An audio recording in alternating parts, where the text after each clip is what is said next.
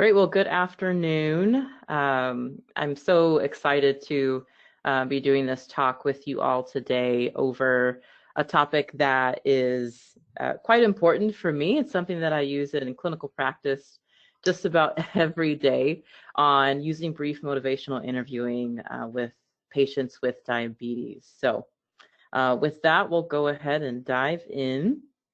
A little bit about who I am. Thank you for that introduction. I appreciate that. I just want to say thank you to the National Center for Farmworker Health for having me today to give this webinar. I'm very excited and thankful to share this information with you all.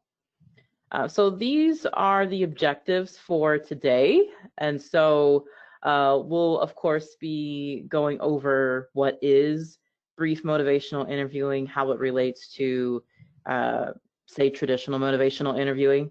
I'll briefly go over current research that supports using motivational approaches with patients with diabetes. And then we'll go over some of the ins and outs of brief motivational interviewing, specific strategies and skills that are common with this approach to communication.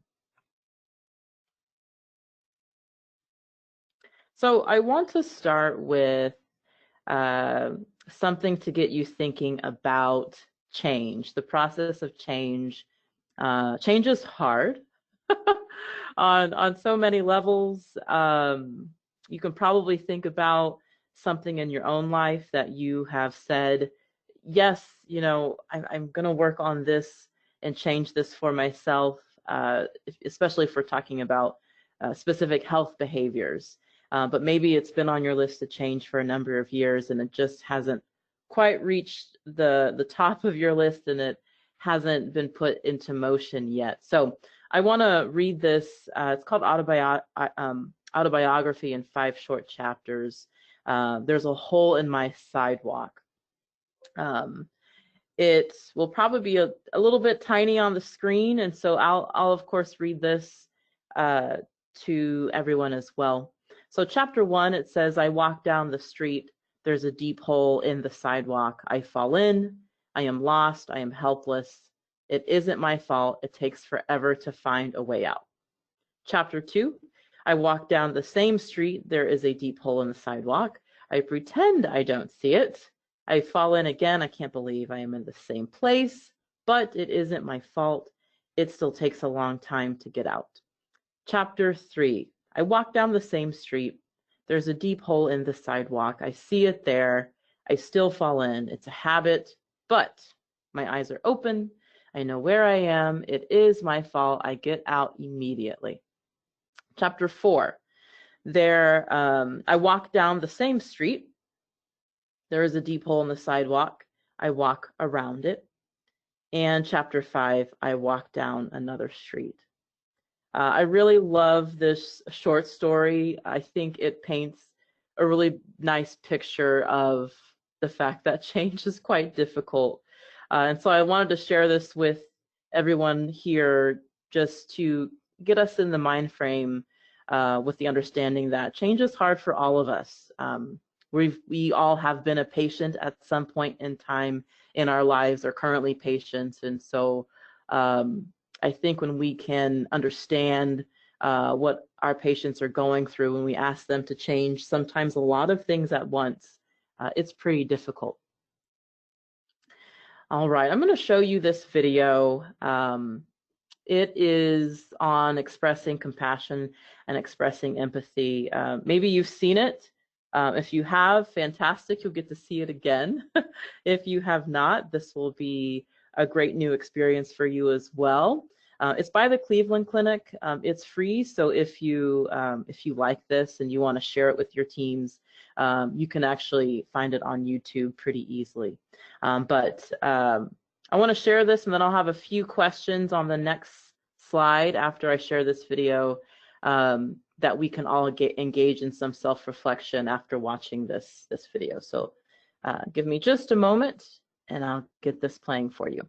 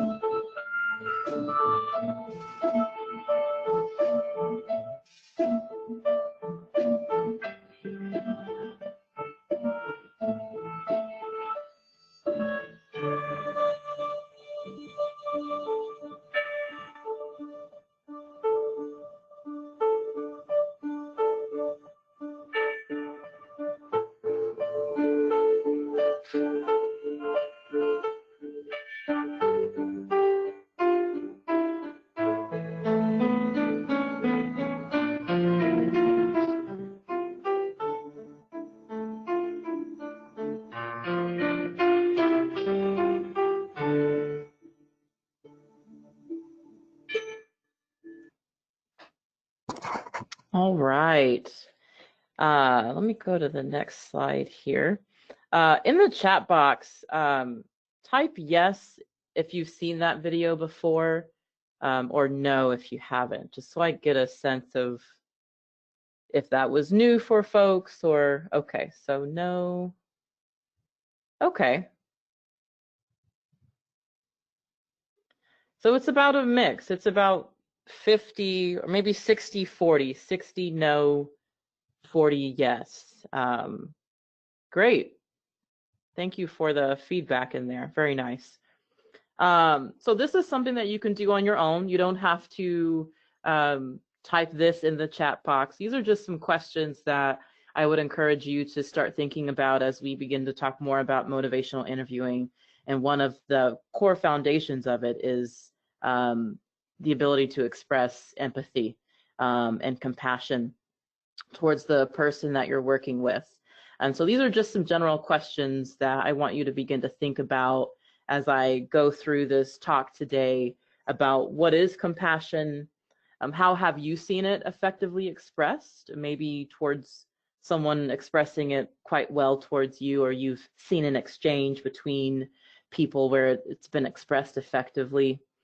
What are some reasons to express compassion? I'm sure you've had times where it's been easier to express it and when it's been difficult to express it. So what are some of those circumstances where those situations come up where it's easy or difficult? And then what are some signs in the exchange in yourself and the patient that would show that you're expressing compassion or expressing empathy? Would you notice something in terms of their nonverbal communication? Would there be a certain type of eye contact? Would arms be folded? How would they be seated across from you?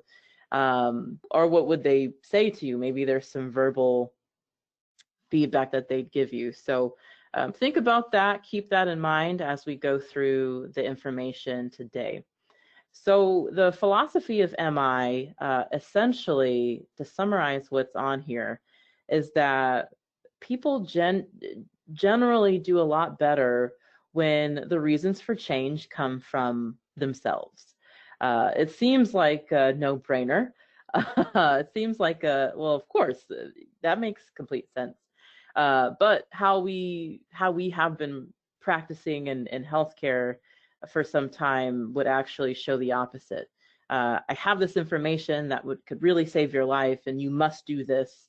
But the patient across from you has some other ideas about what they think would be best for them, and you kind of reach an impasse of, well, what do I do next? But this is something that I think can really help as you begin to decide, is motivational interviewing something for me? Is this a skill that I want to dive into more after this webinar or not? So here's a nice definition of what this is. A patient-centered, goal-oriented approach, really helping the person explore and resolve ambivalence. Within MI, brief MI, we see ambivalence as something that's normal, that's not seen as something's wrong with you if you're sitting on the fence with something regarding change. We go in and expect to see that, expect to experience that. And so that really also sets expectations a lot differently when you kind of expect ambivalence to be there. That's just part of the change process that anyone trying to make a decision goes through it at some point in time or another. This is really another way to think about this, is that we really want to reinforce and encourage the patient talking about change rather than trying to get the patient to do what you want them to do. If this is your goal, motivational interviewing may not be for you if this is what you want to happen, because even when you use MI, the end of your encounter with the patient, change may not happen just yet. It might be a series of exchanges before even the thought of a maybe comes to mind for a patient. So it takes some patience to really give that full process of change over to the patient rather than on the provider. So brief MI is very similar, of course, to traditional motivational interviewing. The main difference is that these are things that can be done in briefer encounters. There's research to support it's effective in 2 to 5 minute patient encounters, which is pretty awesome, I think. And so I was looking through the list today.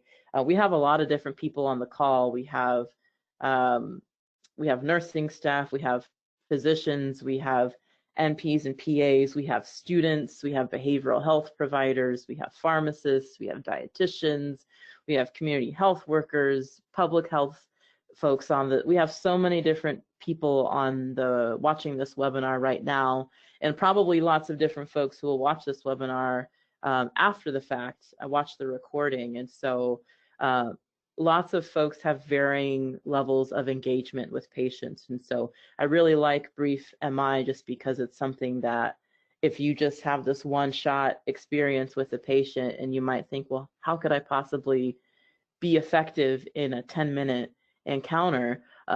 Brief MI is actually shown to do that. And so again, this is a skill that can really be helpful if you're in a discipline or in a role in your institution or organization that you may only see a patient one time.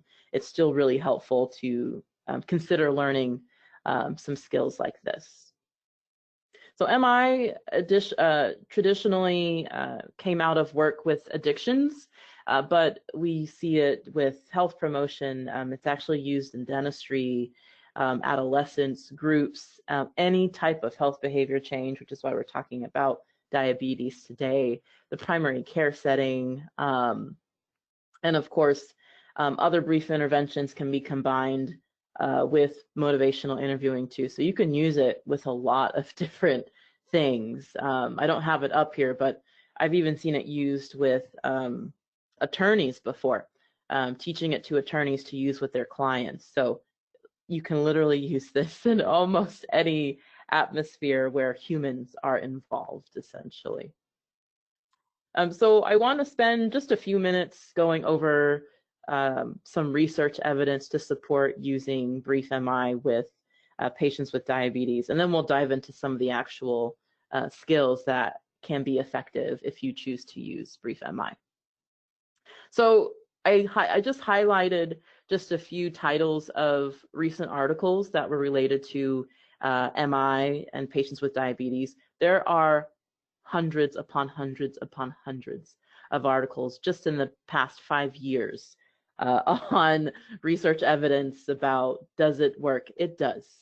There's lots of evidence to support lowering A1Cs, increasing adherence to medication management, to adhering to a healthy lifestyle, whether it's eating healthier food options, engaging in formal exercise. So it definitely helps. So lots of research to support that. I wanted to show this model to you all just because there are some specific disease management, chronic disease management models that are specific to diabetes, whether it's type 1, type 2, gestational diabetes, whoever you're working with. And the goal with this is that patient engagement is a key in making sure the patient is engaged and that they feel empowered. And so this is one approach that you can see on many different levels, whether it's individual levels, interpersonal interactions that your patients or you all have with each other, and then how that connects to the community and of course society. So as you can see, it starts with the individual. So again, what you do in your brief encounters do matter tremendously, because what the individual or what the patient takes away from your encounter, they may go home and share that with a loved one. If they're involved in their community, they may then share it with their community members.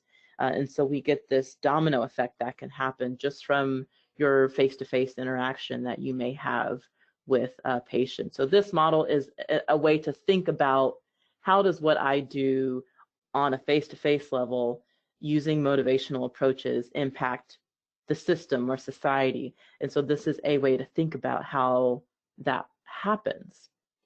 Another way to think about that is this patient empowerment model for diabetes. And so type in the chat box if you've heard of this model before. Just type yes or no so I can see who's familiar with this. Okay. We're getting lots of we're getting a lot of no's, which is awesome. That means we've got new information for people. We're getting a couple yeses sprinkled in there. So I'm glad that this is new for a lot of you. Thank you for sharing that on the chat box. So the patient empowerment approach is really important just because it fits really well with motivational interviewing, because a part of MI is empowering patients to make the decision to make a change, whether that's resolving ambivalence is one of the main ways that we do that in MI. So there are 4 basic principles that are used, and the first one is, here we go, is really seeing that the the patient is the one making the decisions in the treatment of the disease. You may want the patient to make some decisions that are in line with what we know go into good management of diabetes, of course. But at the end of the day, the majority of chronic care is going to fall into the lap of the patient. Self-management approaches, you can think about that as an example. The primary care team, the second here, or just the healthcare team in general, you come in providing that ongoing expertise, education, psychosocial support, so the patients can then make informed decisions about their care. And so it's very similar when you think about MI, we talk about the patient is the expert on themselves. You are the expert on diabetes. How can you both bring your expertise and meet in the middle to make a plan that works best for the patient, really taking a patient-centered approach. So you can see here how this empowerment model really fits nicely with motivational interviewing. The last two, again, very similar to what we talked about with motivational interviewing. Patients are much more likely to engage in change if it's meaningful to them, and that they are choosing to make those changes versus being told what to do. You can probably think of a time where you've gone to a provider of your own and being talked at versus spoken with is a very big difference. And so when you feel that the changes that you're making mean something to you, mean something that will impact you personally, impact your family, people, of course, will be much more engaged in a plan like that compared to you must do this or else type of approach. And then the last one here, all people, regardless of their situation, can have capacity to make changes. And so, again, this approach to diabetes care fits incredibly well with motivational interviewing. Okay, I wanted to talk about just the use of this again, some of the research support for this in just any medical setting, not just in primary care settings. It's incredibly useful.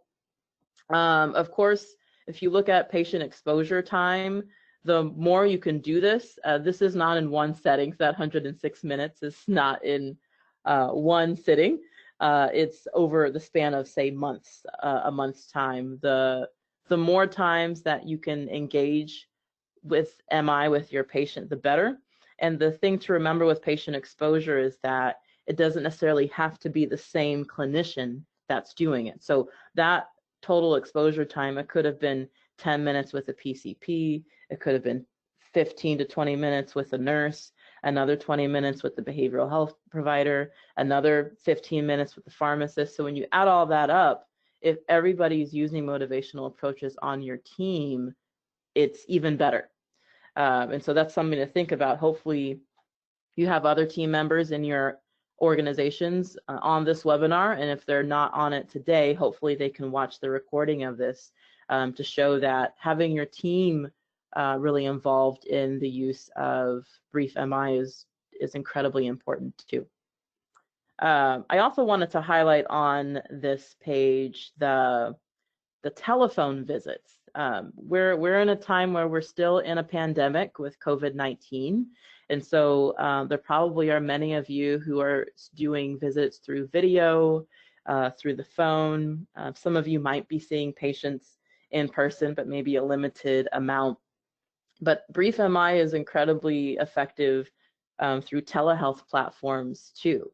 And so you can see there, 2.5 visit average for face-to-face, having an impact versus a 3 visit average for telephone visits. So if you're someone who has either transitioned to doing a majority of your visits through telehealth platforms, or maybe you were doing care or case management prior to COVID through the phone, just know that brief MI is effective over the phone or on video platforms too. So something to think about given the where we are with doing telehealth work during this pandemic. And then training is really important. I'm so glad you all are here in this webinar, and I'm excited for the people who will be listening to this later at a later time. But to really do MI, brief MI, whichever you choose, to do it well, you definitely need more than this webinar to be effective.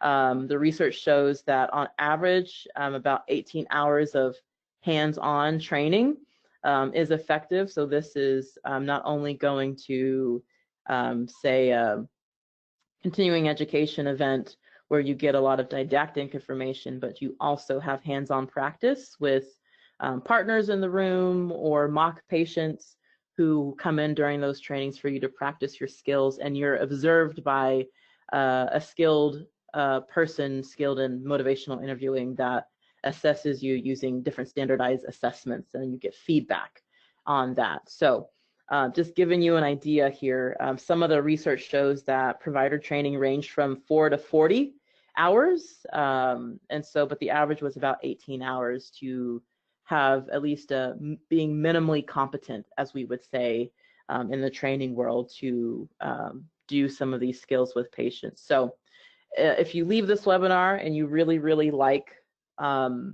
this approach and you want to use more of it, I'll have some resources towards the end that I'll briefly mention to give you additional tools to use to continue building your skills. Or there might be some of you who have had the 18+ hours of training and you're here just getting kind of a booster, some booster training, which is great if you're on that side of things too. So we can definitely meet all needs here.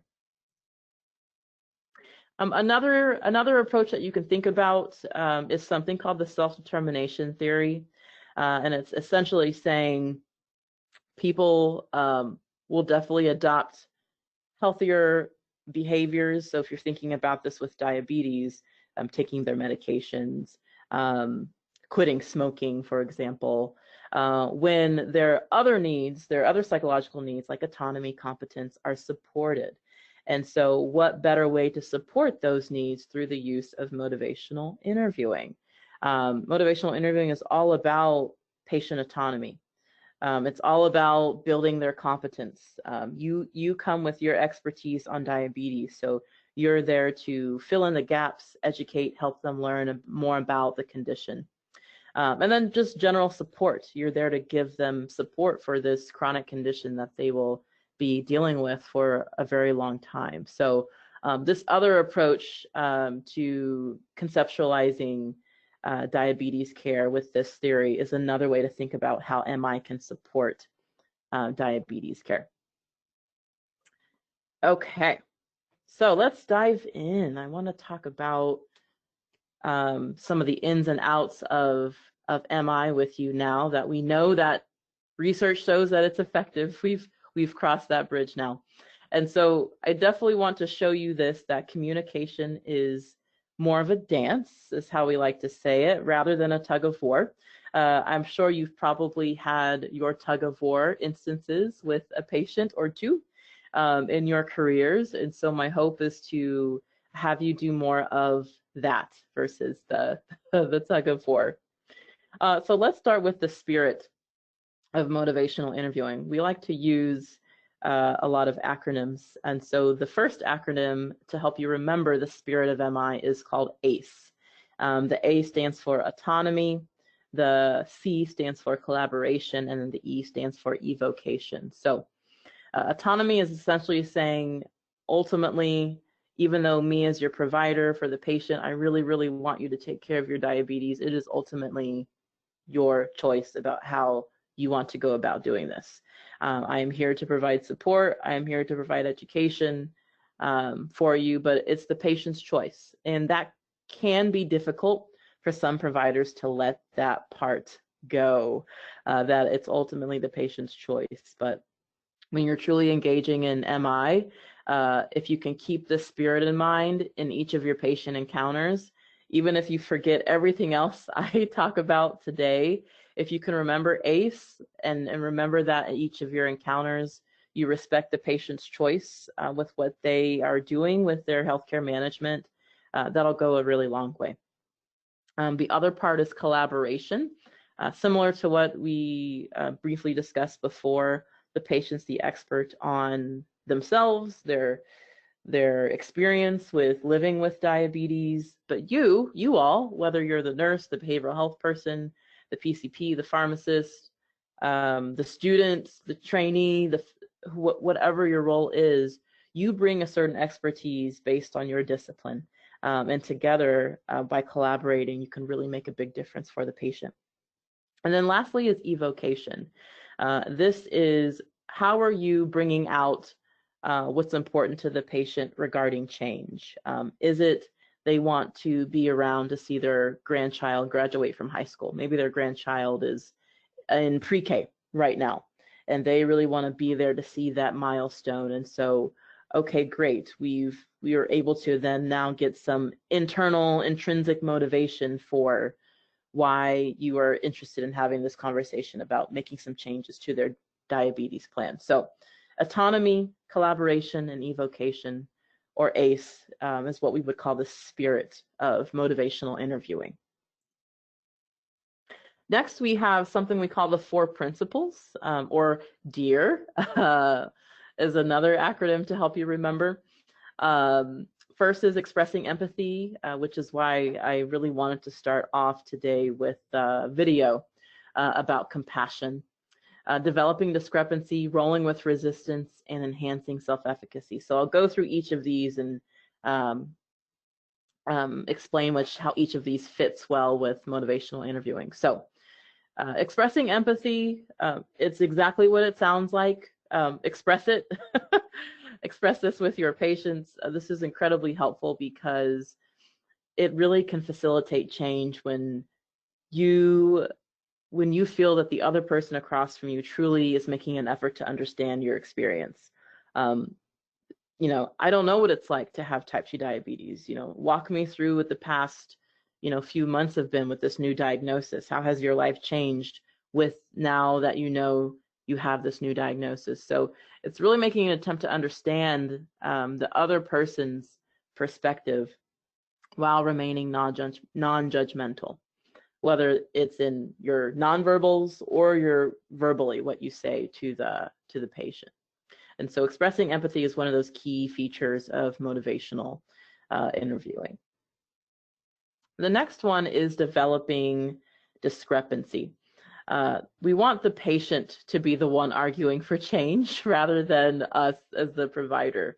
And so if you can really juxtapose the patient's current behaviors, what they're currently doing or not doing, and really compare that to what they've told you their personal goals and values are, when you can bring that to the light, that is one of the ways we develop that discrepancy to begin to move them away from ambivalence into making a decision, yes or no, I really want to make a difference with how I manage my diabetes.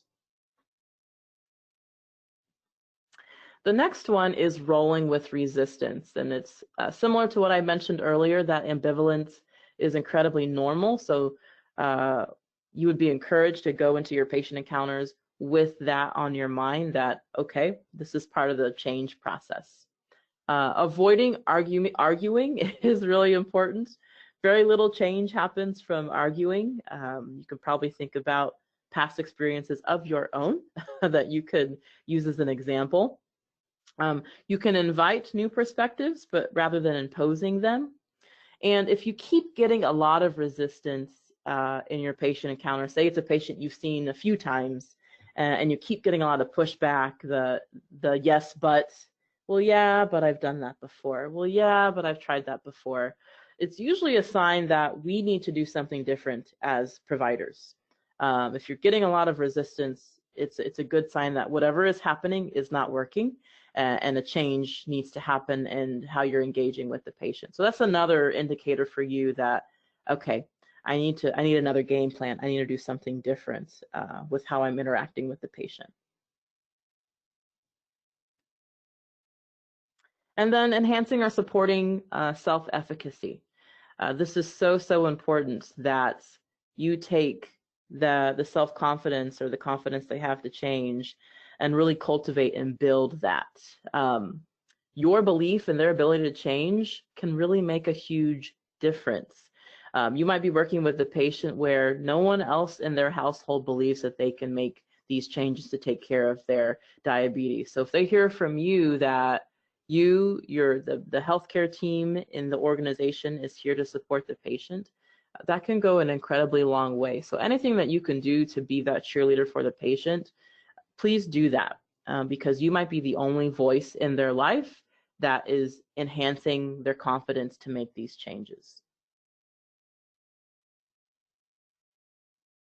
So what is ambivalence? I'm going to pull up a few statements that you might have heard working with patients. I need to lose some weight, but I hate exercising. I want to get up, but it hurts. I should quit smoking, but I just can't seem to do it.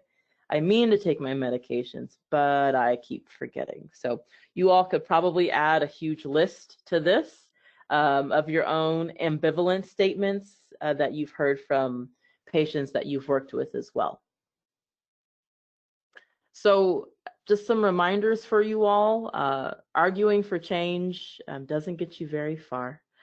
And so sometimes what can happen is that the more you push for something, the patient might take the opposite stance and decide not to change. So that's something to consider as well. If you can get the patient to identify reasons for change, that is key. A lot of people believe what they say. And so if you can get that buy-in from the patient where they can verbalize some of their reasons why they want to change. And it can be as simple as, tell me why it's important for you to take care of your diabetes. I mean, it can be as simple as that, and just see what you get out of that exchange with the patient. There's another piece of MI that I want to mention as we begin to wrap up here, something called change talk and commitment talk. Change talk is incredibly important. This is something that you hope to hear throughout your exchange with the patient. You want to hear things like, I want to take care of my diabetes. I can, start exercising this week. It's important for me because fill in the blank, or the need. I should, or I've really wanted to do this for a while, and so now is the best time to do this for me. So things like that throughout your interaction with the patient. Listen for change talk. When you hear it, play it up. Repeat what you hear. Anything that you could do to bring attention to that change talk is really, really valuable. And then we have something called commitment talk. This is usually what you hear towards the end of your exchange with a patient. So you're wrapping up your visit and you're wanting to maybe write down a SMART goal of a concrete plan of what they'll do between today and the next time they see you. So you want to get a commitment. I will, walk around the block 3 times a week for 15 minutes. I'm ready to put this plan into action. Or taking steps. I am doing it already. Actually, sometimes you hear a lot from patients. Well, I actually, already started, trying some new vegetables that was recommended to me months ago, but I really didn't want to do it then. But now, after speaking with you, I just remembered that I actually did start trying something different. So you want to make sure you're hearing that commitment talk towards the end of your conversation with the patient. So change talk, commitment talk, really important features of using motivational interviewing with patients. Some examples of change talk versus what we call sustained talk. So when someone maybe isn't ready to make that change just yet on the screen. I'll read just one of them for you just as an example. I have started an exercise program and things are going well on the change talk side. And then on sustained talk, always in the past, I have just gone back to being a couch potato when winter comes around. So there's some examples here if you're curious. well, what do these two things look like? This slide has some examples of how you can hear change talk and play that up in your interactions versus when you hear sustained talk, not giving too much attention to that during your interaction with the patient. But I wanted to provide this resource for you all too. It's the stages of change. Type in the chat box if you've seen a chart like this, or you're familiar with stages of change. Just type in yes or no for me. Ah, fantastic. We have mostly yeses, a couple of no's sprinkled in. Wonderful. So I won't spend too much time on this, but I want to bring your attention to each stage. For this particular slide, you'll get a PDF copy of these slides as well, but it has intervention options that you could do that are MI consistent. And so some of the things that happen really often with motivational interviewing is that people are using MI ineffectively because they're maybe trying to do too much when a patient's not ready, depending on their stage of change. So you really want to make sure what intervention you're offering to the patient matches their stage of change. So take a look at this because I think it'll really help. Since most of you are familiar with this already, I think this takes it a step further to really help you target what types of interventions you use with patients. So that's great. I'm so glad to see that you all are familiar with this. As we wrap up, I just want to hint, if you have questions, go ahead and start typing it in the chat box. I'll start addressing them in the next 5 minutes or so. So if you're thinking of something, type it in and we'll go through and address them towards the end. But the last part of this webinar is talking about concrete tools that you can use when you're using brief MI. So open-ended questions, affirmations, reflections, summaries, and confidence and importance rulers. So open-ended questions, we love these in brief MI because it's almost like an invitation where you're offering the patient to provide you with more information on a given topic.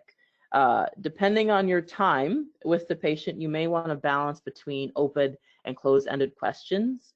But open-ended questions are a great way to find out more information about a given topic from a patient. So there's an example on the screen to really show you the closed-ended versus have you experienced negative consequences from drinking? Yes, no.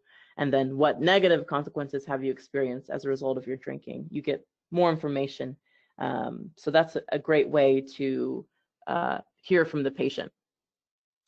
You can run into the question and answer trap if you're asking way too many questions.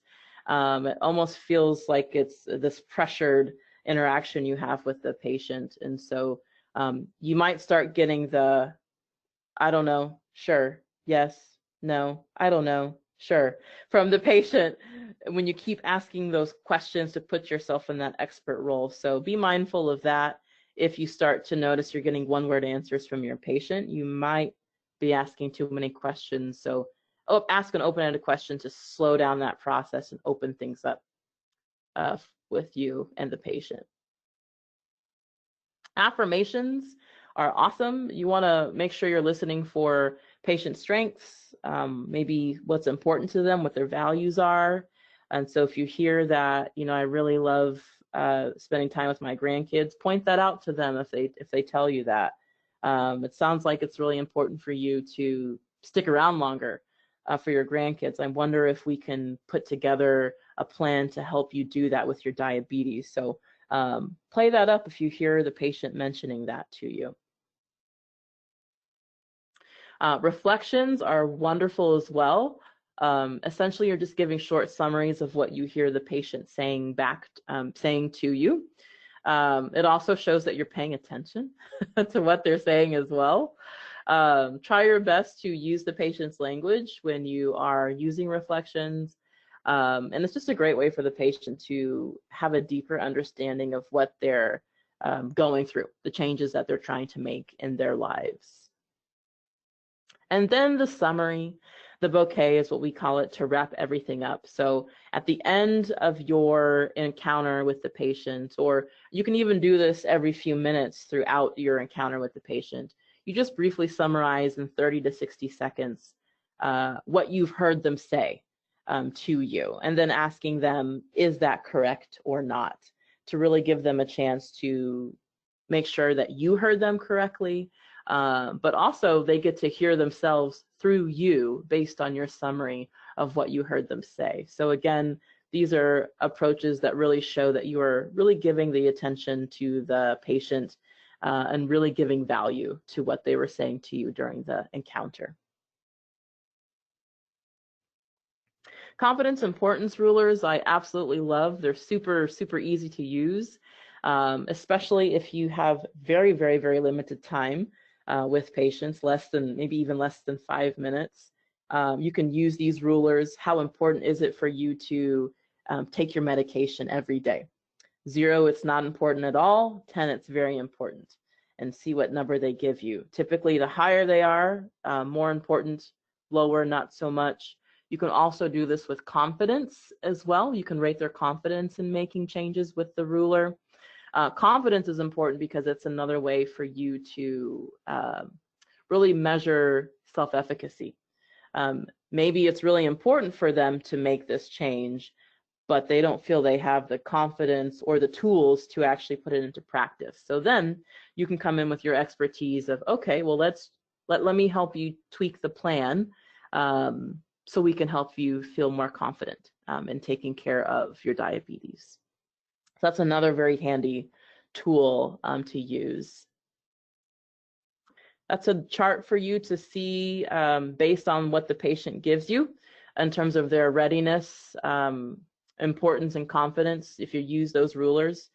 This is really neat because it shows you how it's connected to the stage of change. So based on the number they give you. So this is something else that's really neat and handy to have nearby if you decide to try out these importance, confidence, or how ready are you to even begin a plan for your diabetes management? 0, not ready at all, to 10, I'm ready to do this. So these are great ways for you to see where they are with their readiness for change. All right, so just some reminders for you, as I mentioned before. This webinar was a 1-hour, just brief overview of using brief MI approaches with patients with diabetes. My hope is that you will continue to get more training in this. If you like this and you want more hands-on, maybe you have someone in your organization who can support you through that. Maybe they've been trained and they can shadow you from time to time, or going to more trainings in the future. This article actually talks about what the training minimum, what they encourage people to do. So a minimum of 2 full days with role playing, expert feedback, and follow-up training and practice. So MI seems very intuitive. That's the interesting thing about it. So a lot of people will leave and say, oh yeah, I'm already doing that, or I can do that when I leave this webinar. And then you actually get into the patient room and you find that it is actually harder than people may realize that it is. So that's why we always say, please get training, more training, if you decide you really like this and you want to dive in more. So in summary, I really like this quote: to listen well is as powerful a means of influence as to talk well, and is an essential to all true conversation. So with that, let me go to some resources on the screen. Again, you'll have these slides, so you'll be able to look up these books. But these are fantastic books specific to using brief MI, using MI in healthcare, and using MI in diabetes and nutrition and fitness. So I hope you can get those resources if you decide this is for you. My email address is on the screen, Ogbeide@uthcsa.edu. Please send me any emails you have about questions or resources, I'm happy to help. I'm going to go through to see if there are any questions. It looks like the questions are mainly about slides. So you'll definitely get a copy of that. There is a question that I'll read out loud. It says, wondering if you could further clarify the differences between brief MI and MI. The biggest difference is the length of the encounter.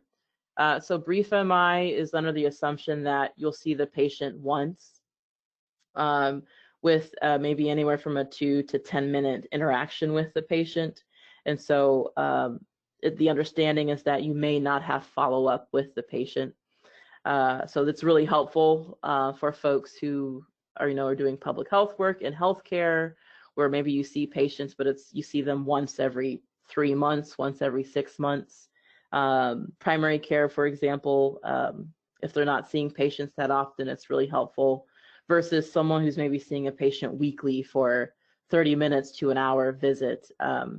Motivational enhancement therapy or traditional motivational interviewing might be more helpful for those folks, since they have more time with a particular patient. So that's the biggest difference. But a lot of the qualities are still the same. The principles still apply. The spirit of MI still applies to brief or non-brief encounters. Are there any other? Oh, sorry, go ahead. There is another question asking if you could please share some examples of therapist responses enrolling with resistance, therapist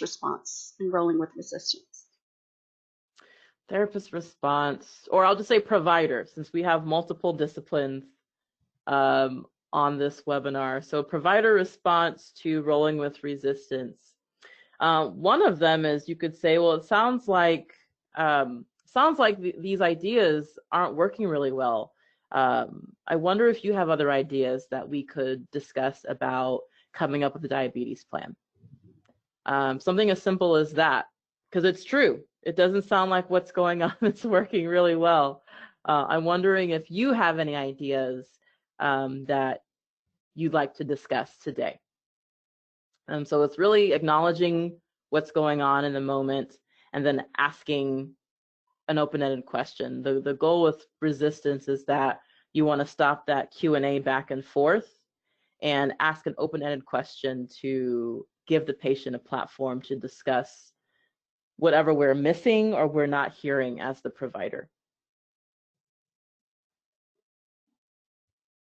Okay, and there is another one that came in. It states, you mentioned SMART goals. Are specific goals set after a commitment or during which phase of change? Sure. So I would definitely do the SMART goals towards the end of your encounter, once you've established that your patient is ready to engage in some type of health behavior change. And sometimes I might do that by asking a readiness ruler question at the beginning of my encounter. So I might start saying, so on a scale of 0 to 10, 10 being you're pretty ready to have a conversation about your diabetes care, 0 being you really don't want to do this today, you're not interested, what number would you give yourself right now? And so anyone that gives me a 7 or higher, I'll go in and start having a conversation about, okay, well, here are the different options that we could do to help you create a self-management plan. And then once we go back and forth with coming up with what works best for the patient, towards the end of your encounter, that's when you can make that concrete SMART goal. So if they land on, I'm not really doing any exercise, let's start there with an exercise plan. Then you can start using your SMART goals towards that part, with coming up with how often will you do this each week, what time of day, where will you exercise, who's going to help you do this, will somebody go with you? You can really start to hammer out the SMART goal plan once you've got the buy-in and what's interested from the patient to come up with the SMART goal plan. Hopefully that was clear for whoever asked that. If it wasn't, let me know.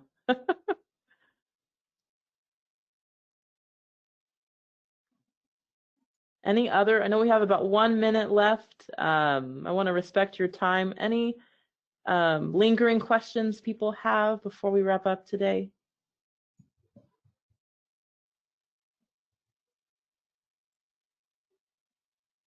All right, so I'll be quiet and let you take it away. Thank you, Stacy. I appreciate that helpful information. And thank you, everyone, for joining us today.